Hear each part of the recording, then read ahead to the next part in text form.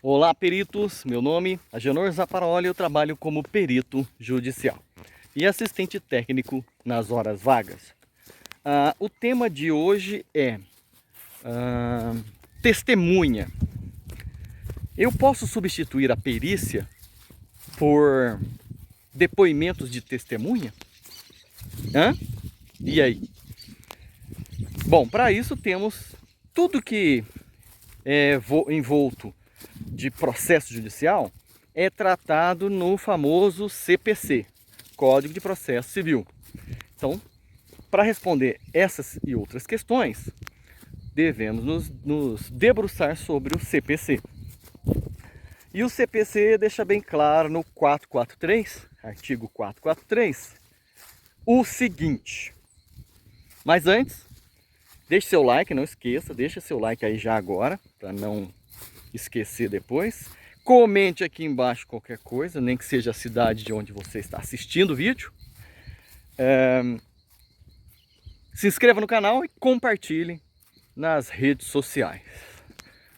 Artigo 443 do Código do Processo Civil. Trata sobre as testemunhas. É muito pequeno esse artigo. Ele fala que as testemunhas sempre serão ouvidas. Né? Não existe contrário à audição de testemunhas. Porém, em seu inciso 1, na verdade, seu inciso 2 diz que se a prova só for possível provar por documento, por perícia, não se pode inquirir a testemunha. Quer dizer, se o caso é extremamente técnico e necessita de perícia, a testemunha não tem peso, não tem valor. É o que diz o CPC, tá? Então, a resposta é não. Eu não posso substituir a perícia pela testemunha, tá? E por que que eu estou falando isso? Vou dar um exemplo. Eu estou participando como assistente técnico, não como perito, num processo de uma colega.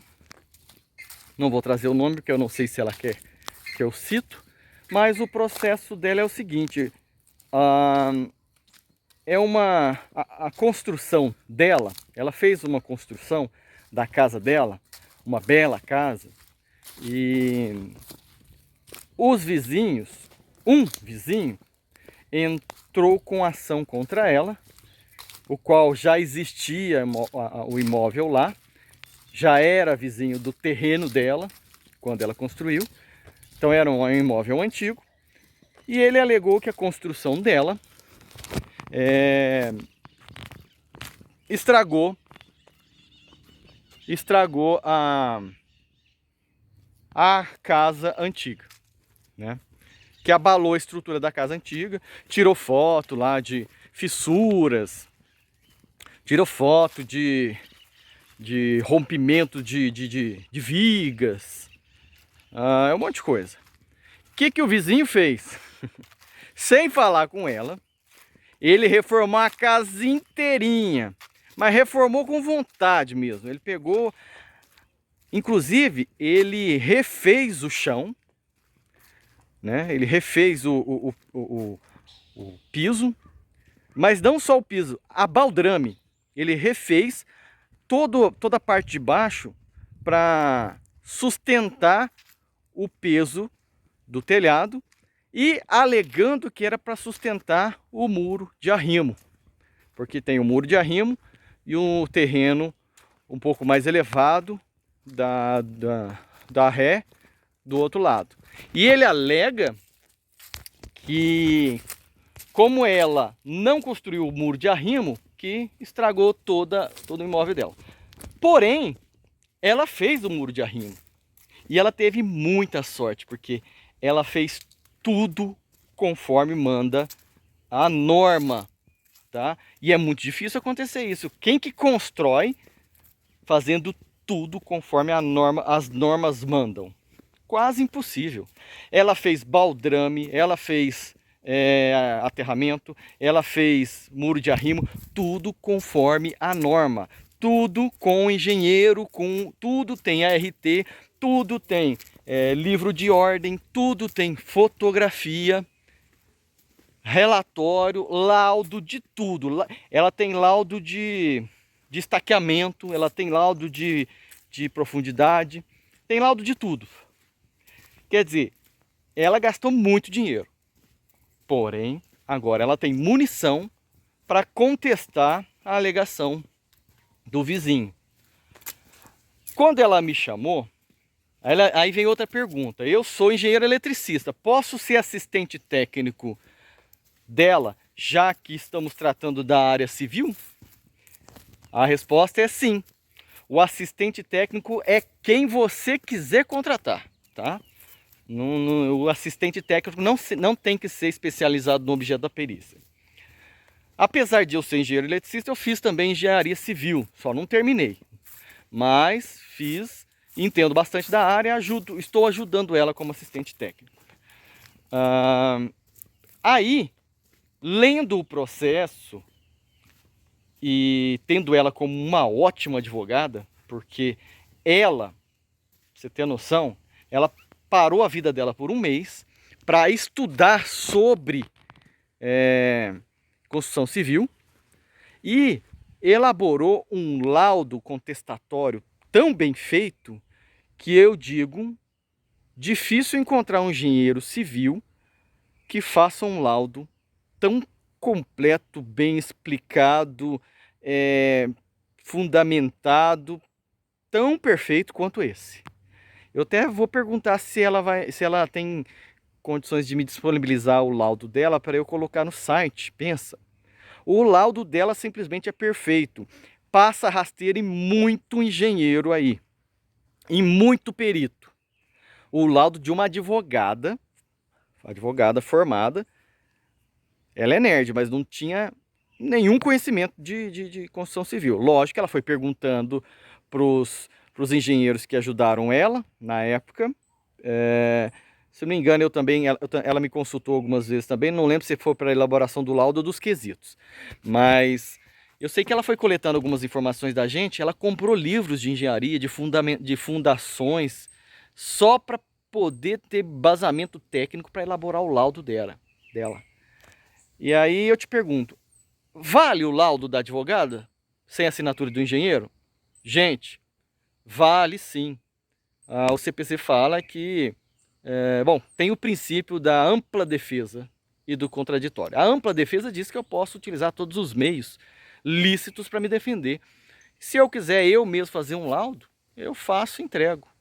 Tá bom, então ela apresentou o laudo, né, do engenheiro, feito em comum acordo com ela, e a parte contestou muito mal contestada, tá? O autor contestou muito mal contestado, porque o laudo dela ficou muito bem feito. É impossível de contestar, sinceramente, impugnável, inimpugnável, né? Não tinha como contestar, porque estava muito bem feito e ela estava com toda a razão ali. Então o que a parte fez? O juiz, então, ele olhou o processo e perguntou às partes se tinham mais provas a produzir. O autor, em vez de pedir perícia, o que ele fez? Ele pediu testemunha e que ele gostaria de provar o alegado com testemunha. E não pediu perícia. Quando você tenta responder uma questão técnica com testemunha, é porque você acabou de abdicar da perícia. Porque esse é o momento de pedir a perícia. Se você perdeu esse momento, quando o juiz pede para a produção para as partes informarem quais são as provas que desejam apresentar, se ali você não solicitar a perícia, você perdeu a chance, tá?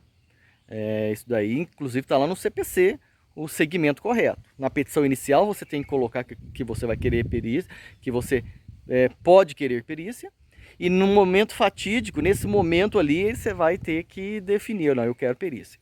Como ela falou que ela não colocou perícia, ela meio que confessou não querer. ela perdeu aquela chance de obter a perícia. Então ela falou que não, vou provar com testemunha. Mas você lembra lá no começo de eu falar que o artigo 443 diz que quando o caso necessitar de prova pericial, que testemunha não serve? Foi para concluso agora, o juiz vai determinar lá. Se o juiz deixar passar essa questão e não determinar uma perícia de ofício,